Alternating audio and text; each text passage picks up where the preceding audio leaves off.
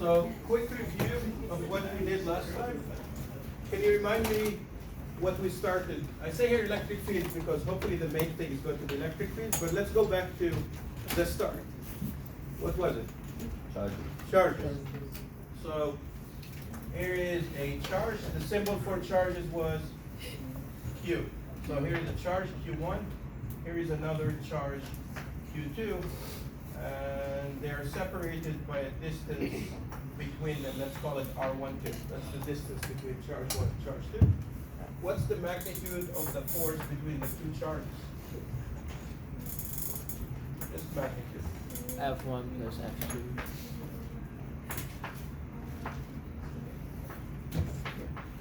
Yeah, it says the force is proportional to the product of the two charges, inversely proportional to the square of the distance between the two charges. K is the proportionality constant. K is this number 9 times 10 to the 9 newtons meters squared over Coulomb squared. And we said this law can be seen in the following form: 1 over 4 pi epsilon naught, and then Q1, Q2 over R12 squared, and epsilon naught is just 1 over 4 pi times K.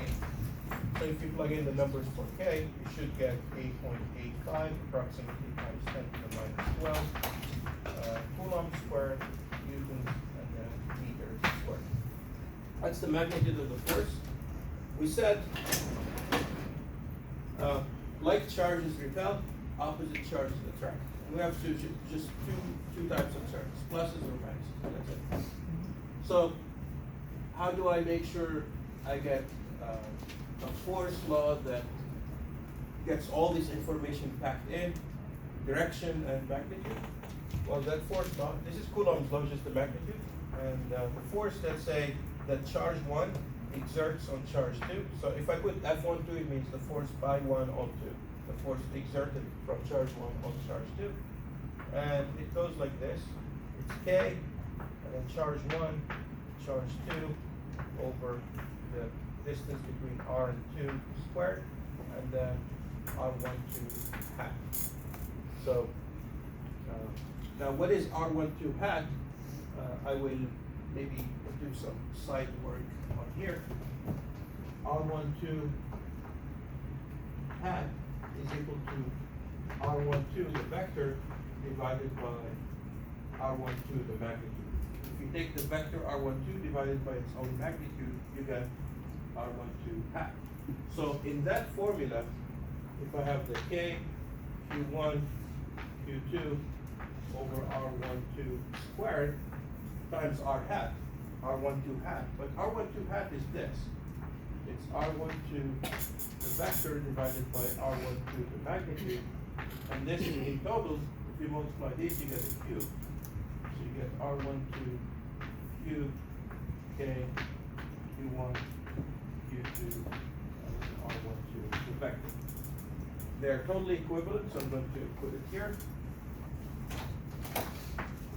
K, 1, 2, over R, 1, 2, cube, R, 1, 2, vector.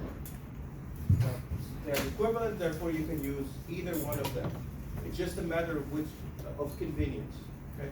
Sometimes it's convenient to use this because the unit vector, this unit vector is along the x direction or the y direction or z direction. It might be just I hat or j hat or k hat. But sometimes this unit vector points in some obscure direction, like somewhere in the middle, not along the x, not along the y. In that case, it's more helpful to use this formula. Okay? And we started an example last time, and so I would like to finish that example because it will help us review some of our vector addition, and then go from there. So here's that example. I will start it here. Just draw the picture here. We have charges 1, 2, and 3. Here is the x-axis. Here is the y-axis. Charge 1 is here. It's positive. charge 2 is here, and it's negative, and charge 3 is here, and it is positive, Q3. This is a square. This is meant to be a square. The distance is A this way, and it is A this way. So I'm going to write here Q1 is equal to 6 plus 10 to the minus 6 coulombs. Q2 is equal to minus 6 times 10 to the minus 6 coulombs. And Q3 is equal to positive 3 times 10 to the minus 6 coulombs. Let me make sure I have 6 and 3. And then A is 2 centimeters. A is 2 centimeters, which is 2 times 10 to the minus 2 meters. Okay, that's A. And the question is find the force on, F3, which is the force that 1 exerts on 3 plus the force that 2 exerts on 3, right? So charge 3 will feel a force from 2, and it will feel a force from 1. Let me ask you a qualitative question before we answer this. The force that 1 applies on 3 is in what direction? Away. Repulsive, right? They're both plus, so it's going to be repulsive, meaning it's going to be this one, the force that 1 applies on 3. How about the force that 2 applies on 3? Attractive. So it's this way, right? Now the next question is this. Before we even plug in any numbers, which force is going to be larger in magnitude? The force that 1 applies on 3 or the force that 2 applies on 3? Look at the numbers. 2 on 3 because? It's closer, yeah. See, charge 1 and charge 2, they have the same amount of charge, same magnitude, 1 is plus, 1 is minus, but both have the same magnitude. So since 2 is closer, it will have a larger magnitude. Okay, so, okay. The next thing, or finally, it's going to be, it's going to be larger. Let me draw this vector a little bit larger. Okay, it's larger. Now the net force, the net force on charge 3 is going to be the sum of these two forces, right? It's going to be the sum of these two forces. And forces are vectors, so the sum is going to be like this. That's F3, right? That's F3. We expect it to be like that. So it will make an angle with the x-axis of this much. It sounds like it's going to be more than 90. Okay, it will be more than 90. So all qualitative, we haven't done any numbers. Those are our predictions, and they're reasonable predictions. So now we will use the Coulomb's law to get the precise answers. So we will start with Q1, the force of Q1 on Q3. The force of Q1 on Q3. Notice it's diagonal. So what's the unit vector from 1 to 3? The unit vector diagonal. Is it easy to know or it's not so easy? Easy. Easy? What would that unit vector be diagonally if you can see it right away? 1 I 1 J. Okay, so, but before you have done that before, if you haven't done that before, I should say, I don't think it's obvious. It's not I hat, it's not J hat. It's somewhere in the middle. It's not I hat plus J hat, because I hat plus J hat is not a unit vector. You have to normalize it. You have to make it into magnitude 1. So it's somewhere here. So in that case, if it's not obvious, I would use this form. Okay. So I'm going to use this form. So, but once you have some experience with it, it will be, it might be obvious. Yeah. I was wondering how you decided the angle right there. So I was thinking like, what if I extend that angle to the right, to the left, to the right? Which and angle? then This one? yeah, no, that line to extend it to the right. and then my resultant will be from that line up to the F13. Is that different? So you agree F13 is going to be like that? Yeah. And F23 is going to be like this? Yeah. So F3 is the sum of this blue vector and red vector. Okay. And the sum of these two vectors is going to be there. Oh. And so it seems it would be more than 90. Oh. Okay. So I was thinking it's. You're thinking here? Yeah. No. Okay. Yeah, it would be more than 90. Yeah. So let's do the math and find it. Okay? So I'm going to use this, okay? So the force that 1 applies on 3 is going to be K, Q1, Q3 divided by the distance from 1 to 3, Q, and then the vector pointing from 1 to 3, okay? That's that.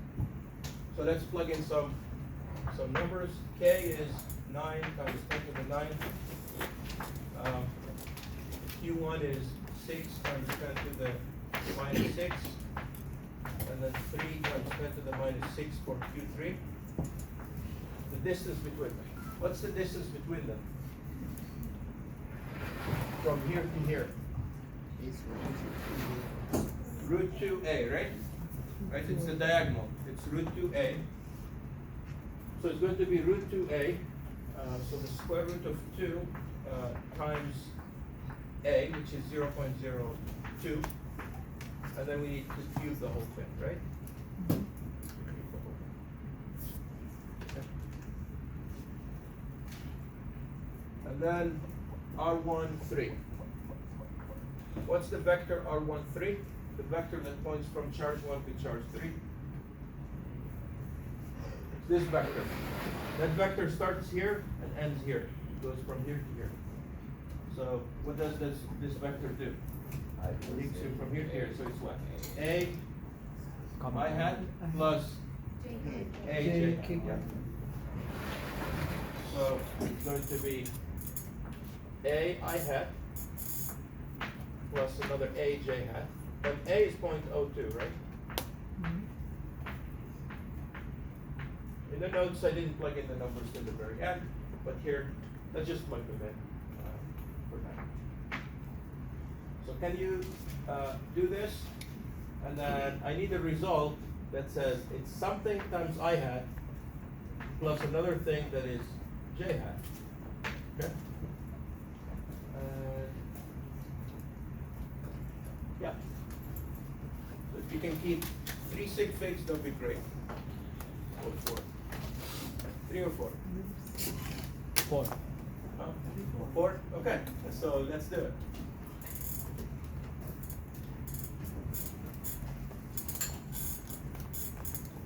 It's a force, so it's in newtons. I'm not writing the units. I will just write the numbers, but it's understood. Everything is SI units.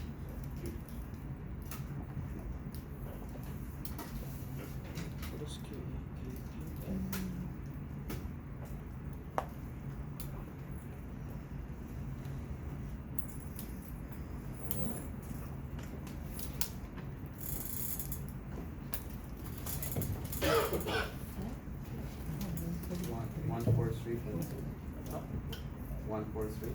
143. 143? 143? Okay. 143? I heard 142?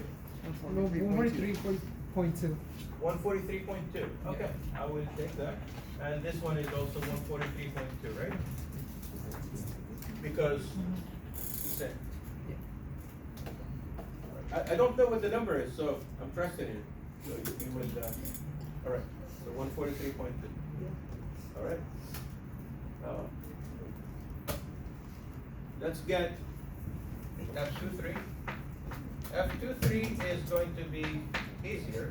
It's going to be K, Q2, Q3, Q2, Q3 over from 2 to 3, the distance squared, and then the unit vector from 2 to 3. I'll start with the unit vector. What's the unit vector pointing from charge 2 toward charge 3? Yeah, it's just horizontal in the positive x direction, so it is simply I hat. So notice, in this case, the unit vector was easy. In the other case, it was a combination of the I and the j. So that would be the vector. Yeah, but in this case, it's just the unit vector. So now the distance, it would be what? Distance is a, right? So a squared.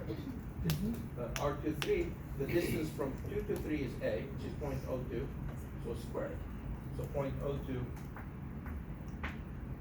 squared. Now these, so you get k, which is 9 times 10 to the 9. And you got 6 times 6, and another, no, actually not 6, it's minus 6, right? Yes. I'll put the minus sign in front, okay? How about that? Minus sign would be in front. And then 3 times 10 to the minus 6. Okay. So the answer is going to be something I have. Hopefully it's more than 143. Yeah, 405. 400? 405. 405. Negative 400. Anything point something? No. Oh. Exact. Oh yeah. Yeah. It is exact. Yeah.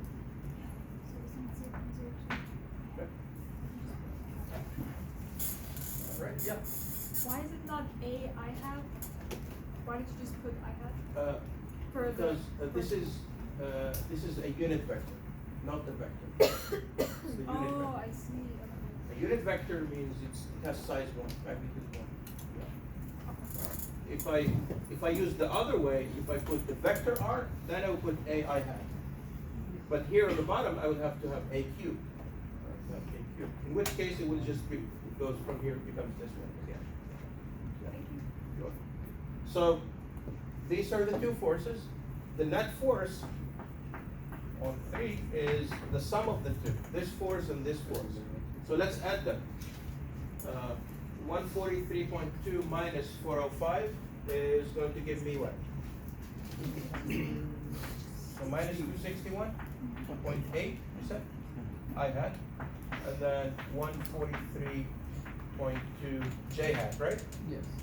Sounds good. Let's find the magnitude now of this force. So in case you had, it has been a while since you did this, so let's find the magnitude. So you would square this, add them together and take the square root. So let's get the magnitude of F3. Should be, I will not say, I have the answer for that part. Is it 298.4? Okay, yeah, I have about 300. Yeah. It's probably, yeah, so around 300, okay? So I'll just put, I don't know if it's exactly 300 or, 298.405. so 2, all right, let's go with that, 298.0. 405. Okay, so I'll put 0.4 newtons, right? Square. Okay, so 298, almost 3, okay. Now, how about the angle? The angle, let me draw this vector. Since you asked me, so let's draw this vector. This vector looks like this. Here is the x, here is the y. This vector is 200 some units this way, so it's this much. And then it's 143 units this way, so it's a little bit less that way. So the vector is here, right? The vector. And so the angle, usually we measure the angle from the x-axis, right? It's the angle. So I want you to find the angle. How would you find the angle? Y over X. Tangent inverse. So you will do tan inverse of the y component over the x component? And okay, do that. And tell me what your calculator gives you in degrees. 151.6. 150, it should give a negative number, right? Yeah, negative 28.7. Yeah. Okay, so if you keep the negative, you should get a negative angle. Yeah. So let's see. So the angle, I have to do tangent inverse. I'll put here theta. Will be tangent inverse of 143.2 over negative 261.8. Now, Your calculator is going to give you, if the answer is negative, it will give you an angle in the fourth quadrant. It will assume you're talking about this angle. You have to decide that you need to add 180 to it because your angle is actually in the second quadrant. Yeah. So you have to add the 180 manually. So now if you do that, 180 degrees, since we're working with degrees, it should be about 150, 151.3. At least that's what I have. Yeah. 151.5, 151 something, okay? All right, degrees. So we're not going to disagree on that. About 150, all right? Yes? We don't need to like plug in the negative number, right? There are multiple. As long as we know that like it's going to us an angle Yes, yeah. You don't have to plug in the negative numbers. You can, in fact, let's say you use this triangle. This triangle has a height of 143, and this side is 261.8, and then just find this little angle here, and then do 180 minus that. So just from the look of the problem, you can figure it out. But I just wanted to emphasize, when you put numbers in your calculator, you just put tangent, and then you get a negative angle. You have to be, you have to remember to add that 180 if the angle is in this second or third quadrant, right?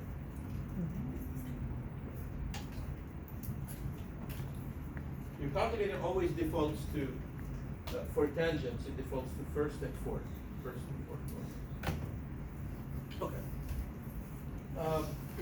All right, the actual topic of this, which is we're going to start, of today, we're going to start electric fields, okay? So I will erase the board and then we'll start the topic of electric fields.